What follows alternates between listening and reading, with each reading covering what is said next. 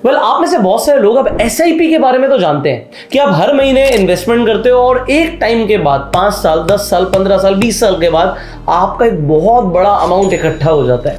But ये SWP आजकल बहुत पॉपुलर चल रहा है। ये एसडब्ल्यूपी क्या होता है? एक होता है एसआईपी जिसे बोलते हैं सिस्टमैटिक इन्वेस्टमेंट प्लान, और एसडब्ल्यूपी की फुल फॉर्म होती है सिस्टमैटिक विड्रॉल प्लान। एक और चीज होती है जिसे बोलते हैं एसटीपी, सिस्टमैटिक ट्रांसफर प्लान। अब ये क्या होता है इसके बारे में आप मुझे कमेंट में बताना। तब तक के लिए पहले मैं एसडब्ल्यूपी के बारे में आपको डिटेल में समझाता हूं, इनफैक्ट दिखाता हूं कि एसडब्ल्यूपी किस तरीके से काम करती है। देखो, एसआईपी उन लोगों के लिए बहुत अच्छी है जो हर महीने पैसे कमा रहे हैं और थोड़ा थोड़ा पैसा स्टॉक मार्केट में या फिर डेट फंड्स में, जहां से फिक्स्ड इनकम आ सकती है, उसमें हर महीने थोड़ा थोड़ा पैसा डालेंगे और उन्हें पता है कि कुछ टाइम के बाद कंपाउंडिंग की पावर की वजह से पैसा मल्टीप्लाई हो जाएगा। सो एसडब्ल्यूपी को दिखाने से पहले मैं आपको सिंपली एसआईपी कैलकुलेटर पर लेकर जाता हूं और समझाने की कोशिश करता हूं, नए लोगों को भी क्लियरली समझ आ जाएगा। तो एसआईपी में हम क्या करते हैं, मान लेते हैं महीने की 5000 की भी एसआईपी कर रहे हो और 12% के हिसाब से आपकी रिटर्न बन भी रही है, तो 10 साल के बाद आपके पास पैसा होगा लगभग 11,60,000 से ऊपर। आपकी जो इन्वेस्टमेंट थी वो 6 लाख थी और आपकी जो रिटर्न आई है वो 5,61,000 के आसपास आई है। आपको कहेगा कि भैया 12 की जगह मैं 15% की रिटर्न निकाल दूंगा तो पैसा और ज्यादा हो जाएगा। बट एसडब्ल्यूपी क्या होता है इसे समझते हैं। सिस्टमैटिक विड्रॉल प्लान उन लोगों के लिए अच्छा होता है जिनके पास एक बड़ा अमाउंट अभी के अभी है और वो एक्सपेक्ट कर रहे हैं कि भैया ये अमाउंट की मुझे जरूरत नहीं है बट मेरे हर महीने कुछ फिक्स खर्चे हैं। मान लेते हैं कोई आदमी रिटायर होता है और रिटायरमेंट का फंड मान लीजिए, या कहीं से एफडी की मैच्योरिटी आ रही है या कहीं से पैसा आ रहा है, किसी भी तरीके का वो फंड हो सकता है। आपके पास मान लेते हैं 1 करोड़ रुपए आ गया। अगर आपके पास 1 CR आ गया और आप कहते हो भैया ये 1 करोड़ रुपया उठा के, पहली बात तो 1 करोड़ कितनों का आ रहा है मुझे पता नहीं, बट इसी तरीके से 1 करोड़ की जगह 10 लाख भी कर सकते हैं आप। तो मैंने अभी एग्जाम्पल के लिए 1 करोड़ लिया जिससे आपको कैलकुलेशन समझ आ जाए, फिर हम ऊपर नीचे कर देंगे।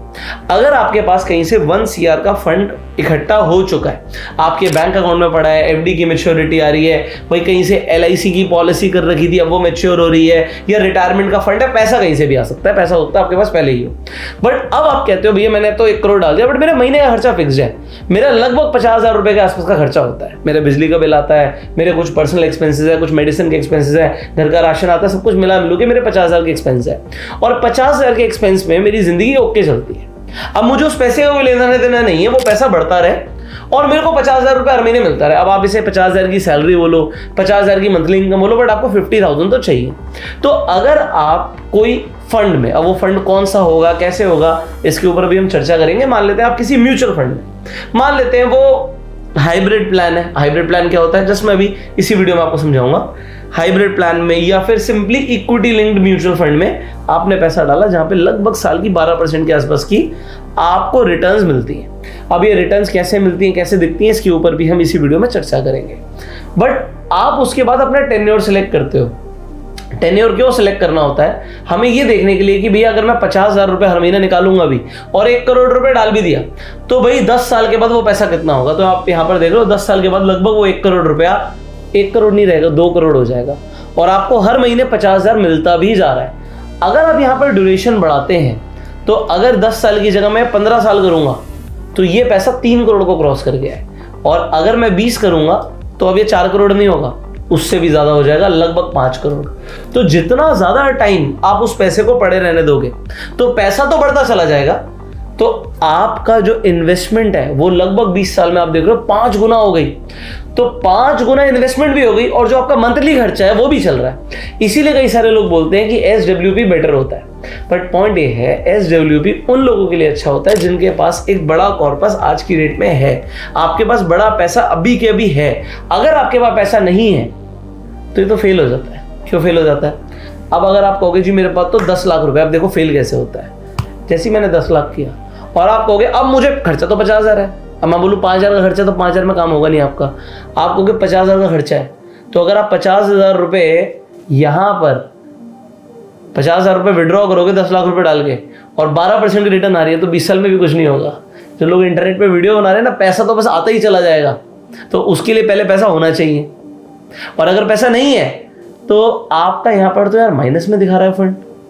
तो आपने इन्वेस्टमेंट किया 10 लाख, आपको रिटर्न अगर इतनी चाहिए तो उसके बाद भी आप भैया 3.5 करोड़ रुपए नेगेटिव हो, जो कि फीजेबल ही नहीं, ऐसा होगा ही नहीं, आपको पैसे आएगा ही नहीं। आपको पैसा कितने टाइम के लिए आ सकता है ये देख लो। अगर मैं सिर्फ 2 साल भी करूंगा तो 2 साल तक आपका पैसा ही आपको वापस आ रहा है, और उसके बाद भी आप 86,000 रुपीज माइनस में हो गए। अगर 12% की रिटर्न बन भी रही है, मैं कह रहा हूं 12 की जगह 15 भी बन गई तो भी आप नेगेटिव में ही खड़े हो, और 15 की जगह 20 भी बन गई तो आप सिर्फ ब्रेक इवन पे खड़े हो। मतलब जो पैसा डाला था बस वही वापस आया है और कुछ नहीं है। आपका फंड अगले 2 की जगह 3 साल भी नहीं चलेगा, आप नेगेटिव ही जाओगे। कहने का मतलब ये है SWP सिर्फ उन लोगों के लिए है जो सिर्फ और सिर्फ स्टॉक मार्केट में आके एक बार इन्वेस्टमेंट करना चाहते हैं, और इन्वेस्टमेंट के बाद उनको रिटर्न चाहिए। बट शर्त यह है इनिशियल कैपिटल बड़ा होना चाहिए। अगर आपका 50,000, आपको कहें हाँ 50,000 की जगह मेरा 20,000 में काम चल जाएगा तो कुछ हो सकता है। 10 लाख रुपए इन्वेस्ट कर रहे हो, 20,000 रुपए चाहिए तो कुछ हो सकता है। बट इस कुछ में भी 20% की रिटर्न नहीं आएगी मार्केट से। ये 20% की रिटर्न हाइपोथेटिकल रिटर्न है। आप यहाँ पर 12% ही लगा के चलो, और अगर आप 12% लगा रहे हो तो आपको समझ आ रहा है कि यहाँ पर फंड नेगेटिव नहीं जा रहा। तो ये कैलकुलेशन आपके लिए क्यों बेटर है, आपको ये पता लग जाए कि आपके पास फंड कितना है और आप अगर उस फंड से कितना विड्रॉ करोगे, सो दैट आपके पास कितना नेट बैलेंस रह जाएगा। और अगर आपने इस फंड को पड़े भी रहने दिया तो क्या होगा, देखो 5 साल तक यहाँ पे पैसा आता रहेगा, बट जैसे ही मैं यहाँ पर 5 की जगह 6ठे साल पर भी जाऊंगा तो माइनस में आ जाएगा। तो ये कैलकुलेशन आप पहले कर लेना, क्योंकि आप अल्टीमेटली अपने ही पैसा विड्रॉ कर रहे हो। अब ये विड्रॉल भी उन लोगों के लिए अच्छा है जिन्हें पता है मेरे को फिक्स जितना चाहिए। अगर आपको कभी ज्यादा चाहिए होगा और आप ज्यादा पैसा निकालोगे तो ये सिस्टम फेल हो जाएगा। ये सिस्टम सिर्फ उन लोगों के लिए बना है जिन लोगों को मंथली खर्चा फिक्स्ड है और एक बड़ा कॉर्पस है। अब मैं इसका एक बड़ा फेलियर आपको नेक्स्ट वीडियो में बताने वाला हूं। इवन आपके पास बड़ा पैसा है, आपका बड़ा नुकसान हो सकता है SWP में। बड़ा नुकसान मतलब एक्चुअल में बड़ा नुकसान।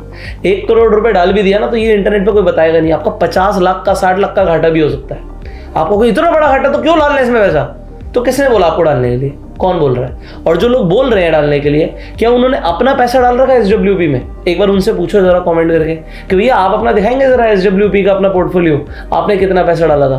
कोई इंटरनेट पर समझदार इंसान, मुझे नहीं लगता अगर वो समझदार है तो बड़ा पैसा अपनी यंग एज में, अगर कोई बुढ़ापे में चला गया तो मैं बात नहीं करूंगा, क्योंकि वहां पर उन्हें पता भी है 10, 20, 30 साल के लिए पैसा चाहिए और हमारा पैसा आता रहेगा, कुछ बढ़ भी जाएगा तो एक अलग बात है। बट मुझे लगता है वहां पर भी SWP में पैसा डालना समझदारी, और खासकर इक्विटी लिंक्ड म्यूचुअल फंड में।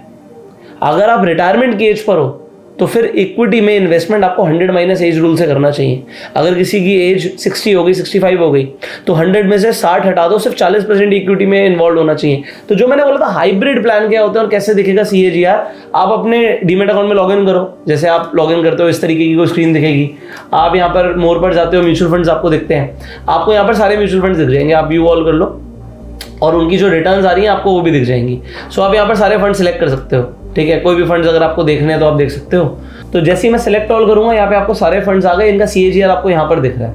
अब जो यहाँ पर आपको CAGR दिख रहा है, मैंने आपको बताया अब लगभग 12% मान के चलो। अब इसके अलावा जैसे मैंने बोला था हाइब्रिड प्लान क्या होते हैं, ये आप यहाँ पर जाके ना सिलेक्ट कर सकते हो। मैं आपको दिखाता हूँ कैसे। जैसे इक्विटी लिंक की बात हुई थी, जैसे कि यहाँ पे इक्विटी प्लान्स हैं, यहाँ पे हमने इक्विटी के सारे सिलेक्ट कर रखे थे। ये हाइब्रिड है। नीचे अगर आप जाएंगे थोड़ा सा तो आपको यहाँ पे हाइब्रिड प्लान दिख जाएंगे। हाइब्रिड में क्या होता है, पैसा इक्विटी में भी लगता है, डेट में भी लगता है। यहाँ पर अलग अलग तरीके से आप पढ़ सकते हो कि पैसा कहाँ पे इसका एलोकेशन हो रहा है। सो आप कोई भी फंड हो उसके बारे में पढ़िए, उसकी परफॉर्मेंस देखिए और उसके बाद डिसीजन लीजिए।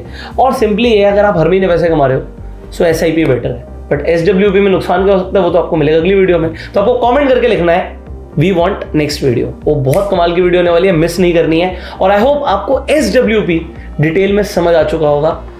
अगर आपको समझ आ गया तो लाइक कर दीजिए और इस वीडियो को शेयर कीजिए मैक्सिमम लोगों के साथ। अगर आपको स्टॉक मार्केट में इन्वेस्ट करना है, स्टॉक्स खरीदने, ETF खरीदने, म्यूचुअल फंड खरीदना है, या फिर आपको SIP के थ्रू इन्वेस्टमेंट शुरू करना है, तो आप सिंपली एक फ्री डीमेट अकाउंट खुलवा सकते हो। लिंक आपको डिस्क्रिप्शन और पिन कमेंट में मिल जाएगा।